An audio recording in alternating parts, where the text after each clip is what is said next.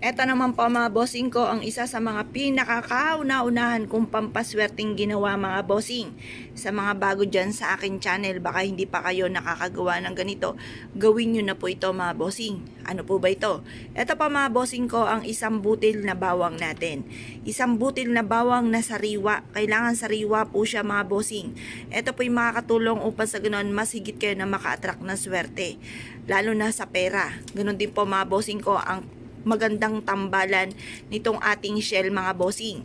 Yan po, meron akong shell talaga na binili pa mga bossing ko. Yan. Kasi syempre pag pumunta ka ngayon sa mga beach, parang hindi ka makakita ng ganyan na kagaganda mga bossing. Kaya umorder din ako ng ganyan mga bossing.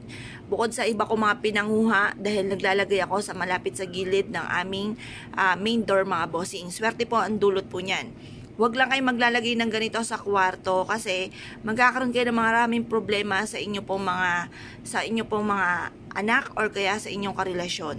Kaya magkakaroon ng madalas sa pagtatalo. Pero napakaswerte nito pagdating sa usapin ng negosyo at ganoon din po sa inyo pong salas. Lalo na sa inyo pong pitaka mga bossing. Ngayon po mga bossing, sa mga nagtatanong, pwede bang ilagay ang pitaka sa kwarto kapag may shell? Pwede naman po kasi nasa pitaka nyo po siya mga bossing. Ngayon po mga bossing, ito ang tambalan ng ating bawang at ganoon din po ang ating shell. Makakatulong po ito upang sa ganoon masigit kayo na maka-attract ng swerte, lalo na sa pera. Iaadya ka naman ito kung saan lagi kayo ay suswertihin.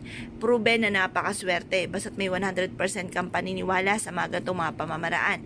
Makakatulong po ito upang sa ganon ay siksik-liglig at umaapaw at maraming blessing ang darating po sa inyo po mga bossing.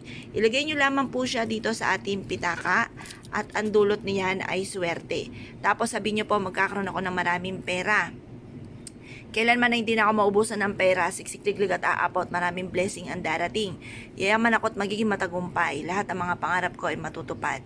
At yun po mga bossing, basta ugaliin nyo lagi pag nakita nyo na parang wala ng laman, huwag nyo ugali na, ay walang pera, ay simut na, ay said na, hirap na hirap sa buhay. Mga ganun mga bossing, kalimutan ng ganun salitain. Sabihin nyo po magkakaroon ako ng maraming pera. Kailangan mga bossing ang inyong pitaka ay hindi po maaalasan kahit mga singkunduling or kaya po ay kahit magkanong barya sa inyo pong pitaka. Dapat lagi po yung may lamang pera mga bossing kahit singkunduling para may magtatawag ng swerte. Tapos itong ating pitaka ay huwag nyo pong ilalagay kung saan saan, lalo na sa sahig. Pwede ito sa may taas ng cabinet ninyo mga bossing.